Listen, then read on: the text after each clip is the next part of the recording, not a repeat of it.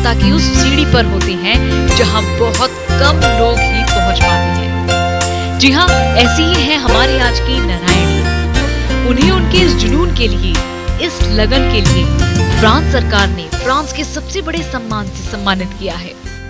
France के highest civilian award the legend of honour से सम्मानित वो भारत की पहली भारतीय महिला बन गई हैं। इसके बाद ये सम्मान सुर कोकिला लता मंगेशकर को भी दिया गया। तो आइए मिलते हैं हमारी आज की मेहमान, हमारी आज की नारायणी डॉक्टर आशा पांडे से।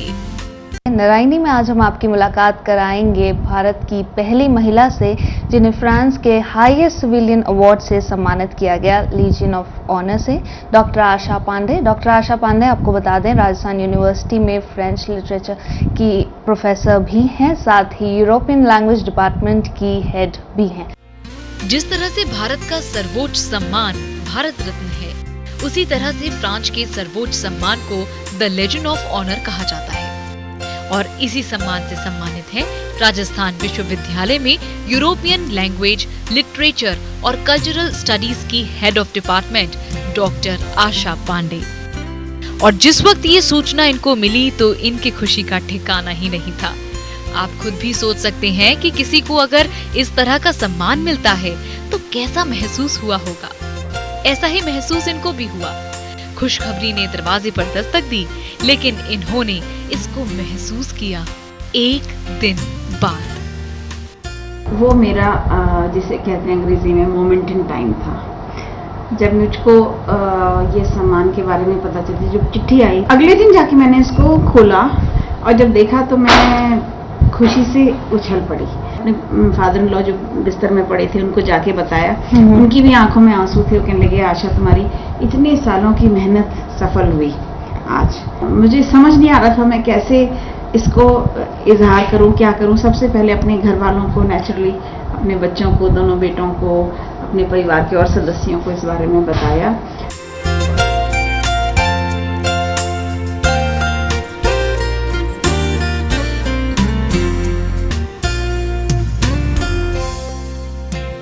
एक दिन पहले चिट्ठी आई, लेकिन उसे देखा नहीं। फिर दूसरे दिन अखबार में खबर छपी तो पता चला कि इन्हें फ्रांस के सबसे बड़े सम्मान से सम्मानित किया गया है। तो ये खबर पूरे इलाके में आग की तरह फैल गई और उसके बाद तो बधाई देने वालों का तांता सा लग गया और फोन पर लोगों की बधाइयां, संदेश आने लगे।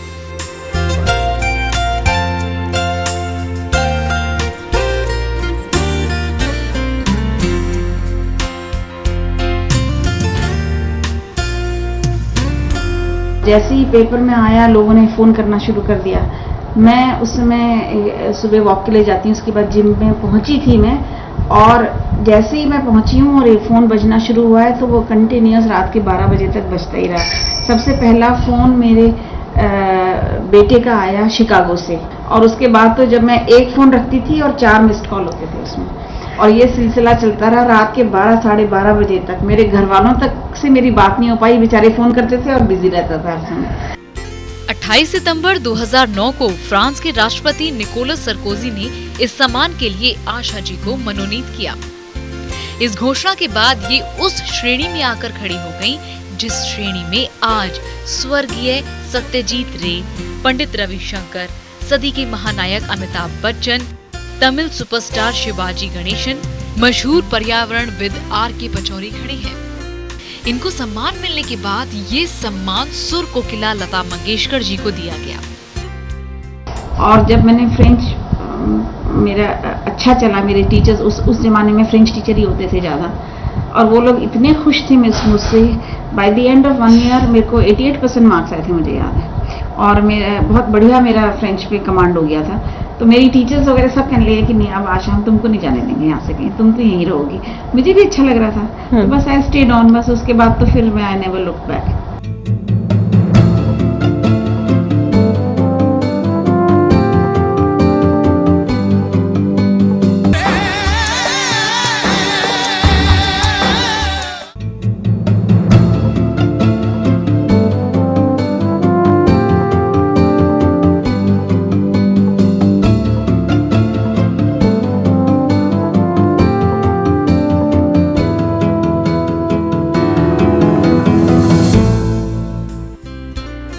आशा जी के लिए ये सम्मान मिलना इनके लिए एक बड़ी उपलब्धि है। फ्रांस सरकार ने राजस्थान के स्कूल कॉलेजों में पिछले 27 सालों से फ्रेंच भाषा को प्रोत्साहित करने के लिए इन्हें इस सम्मान से सम्मानित किया है। आशा जी का फ्रेंच भाषा के साथ जुड़ाव की कहानी बड़ी रोचक है। ये साइंस की स्टूडेंट थी और पढ़ाई में भी अच्छी थी। इनके परिवार वालों का मन था कि ये डॉक्टर बने, लेकिन किस्मत को कुछ और ही मंजूर था। बस अचानक ही इनका जुड़ाव फ्रेंच भाषा से हुआ और उसके बाद आज तक इन्होंने कभी पीछे मुड़कर नहीं देखा। इनका फ्रेंच का सफर उस वक्त जो शुरू हुआ वो आज तक जारी है। तो सबने कहा पढ़ाई में अच्छी है लड़की तो, और साइंस बायोलॉजी ले रखी थी, तो मेडिकल ही करना है आपको, तो डॉक्टर बनना। मैंने भी सोचा ठीक है जैसे पेरेंट्स चाहते हैं, पर डेस्टिनी को कुछ और मंजूर था। क्योंकि जैसे ही मैंने अपना स्कूल पास आउट किया और जब मेरे को कंपटीशन देना था मेडिकल कॉलेज के एग्ज़ाम के लिए, उसी समय मेरे पिताजी रिटायर हो गए पूना से, तो हमको शिफ्ट करना पड़ा दिल्ली। तो जब तक मैं दिल्ली पहुंची हूँ लेट हो चुका था मेरे एडमिशन के लिए दिल्ली यूनिवर्सिटी में, ऑलरेडी वहाँ क्लोज हो चुके थे एडमिशन। तो मेरी ब्रदर ने मेरे से कहा, तो ही सेड बहुत अच्छी लैंग्वेज है, तुम क्यों ना खाली बैठने से तो अच्छा है कि फ्रेंच कर लो 1 साल के लिए, और उसके बाद फिर चाहे तुम अपना कंपटीशन देके नेक्स्ट ईयर फिर you can go your own way और मेडिकल के लिए अप्लाई कर सकती हो कंपटीशन के लिए। मैंने एडमिशन ले लिया उनके कहने पे। बड़े भाई के कहने पर इन्होंने दिल्ली के जवाहरलाल नेहरू विश्वविद्यालय में फ्रेंच में दाखिला ले लिया और जैसे जैसे समय बीतता गया इनकी रुचि फ्रेंच भाषा में बढ़ने लगी।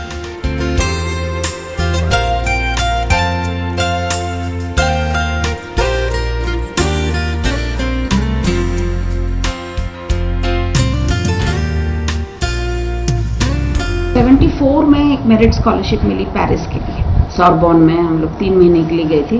और उस जमाने में जब हम पेरिस एयरपोर्ट पे ऑर्ली होता था, आज तो शार्ल दे गॉले में ऑर्ली होता था, मुझे याद है हम लोग 5-6 लड़कियां थी, all teenagers. When we got down at the airport and first time हमने जब एस्केलेटर देखा है, हमें उसमें पैर रखने में डर लग रहा था, हमने कभी देखा ही नहीं था, किसी ने भी नहीं देखा था उस जमाने में।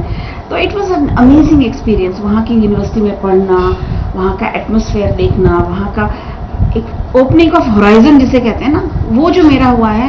उसके बाद से तो I was in love with French and I said करना है तो जो भी करूंगी मैं जिंदगी में फ्रेंच में ही करूंगी आगे।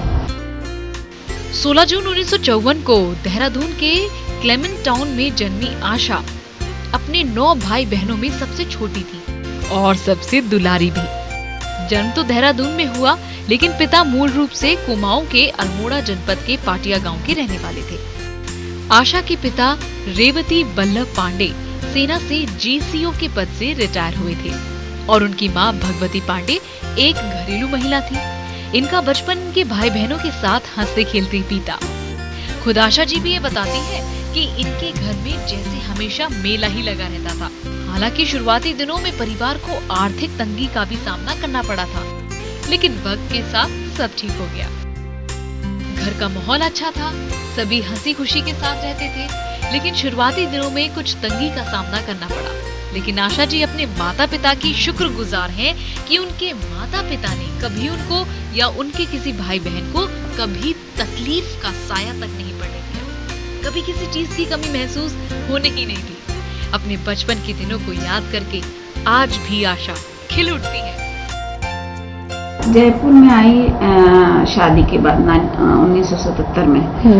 76 में मैंने पास आउट किया था मास्टर्स प्रोग्राम फ्रॉम JNU। उसके बाद तब पढ़ते पढ़ते फाइनल ईयर में शादी तय हो गई थी। मुझे स्कॉलरशिप भी मिल गई थी हालांकि बाहर जाने के लिए, पर वो मैं ले नहीं पाई क्योंकि शादी मेरे पेरेंट्स वर वेरी कीन की शादी हो जाए। और बस शादी होके हम सीधे Ashok used to be collector Tonk at that time. Asha पढ़ाई में शुरू से अच्छी थी। फ्रेंच से जुड़ाव होने के बाद इन्हें 1974 में स्कॉलरशिप मिली और इन्हें पेरिस जाने का मौका मिला। पहली बार देश से बाहर जाने का वाकया याद कर आशा आज भी हंस पड़ती है। लेकिन हाँ, वहाँ जाकर पढ़ना, वहाँ के माहौल में रहना उनके लिए एक अलग अनुभव था। उसके बाद तो फ्रेंच भाषा का इन पर ऐसा असर हुआ कि मानो फ्रेंच ही इनके लिए सब कुछ हो गया हो।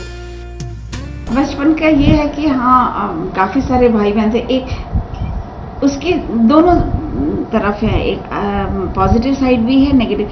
पॉजिटिव साइड ये है कि घर में हमेशा फेस्टिवल वाला एटमॉस्फेयर रहता था। We were so many of us. मुझे याद है मेरी फ्रेंड्स थी कुछ जो जिनके एक या दो भाई बहन थे या सिंगल थे जो बच्चे थे अपने घर में, वो हमारे घर में ही रहते थे हर समय। उनको इतना अच्छा लगता था बिकॉज हर समय आपके हंसी हो रहा है, मजाक हो रहा है। It was a wonderful very bonhomie वाला एटमॉस्फेयर था घर में। दूसरी तरफ से इतने सारे बच्चे थे और मेरे मदर नौकरी नहीं करती थी, फादर भी थोड़े उसमें थे, तो थोड़ा सा अभाव वाली स्थिति भी इनिशियली तो थी शुरू में। बाद में तो हालांकि मेरे बड़े भाई वगैरह काम करने लगे, पैसे भेजने लगे तो ठीक हो गया था। 1976 में मास्टर्स की पढ़ाई पास करते ही इनके परिवार वालों ने इनकी शादी तय कर दी और 1977 में इनकी शादी एक IAS अधिकारी अशोक पांडे से हुई। उस वक्त इनके पति टोंक में कलेक्टर के पद पर तैनात थे और आशा जयपुर आ गई।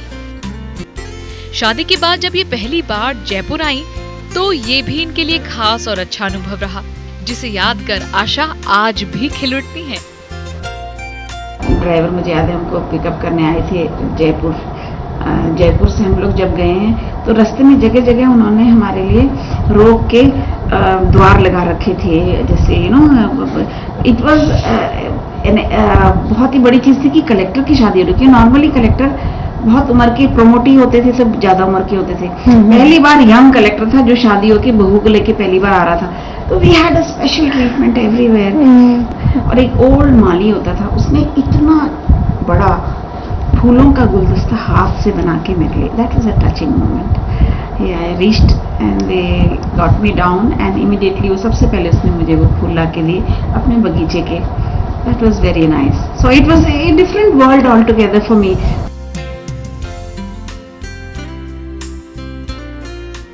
शुरू में आशा ने 700 रुपए प्रति महीने के वेतन पर जयपुर के महेश्वरी पब्लिक स्कूल में पढ़ाना शुरू किया।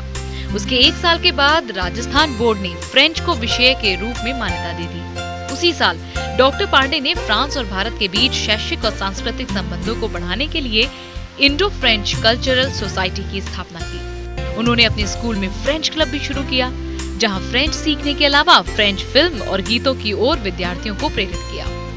1982 में जब उन्होंने काम करना शुरू किया था, तब स्कूल कॉलेजों में फ्रेंच का नामो निशान तक नहीं था, लेकिन आज ये संख्या 7000 तक पहुंच गई है।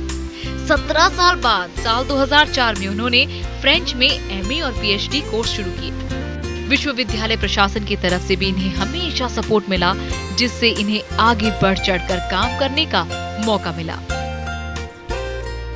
I think university is the best place to be for any teacher.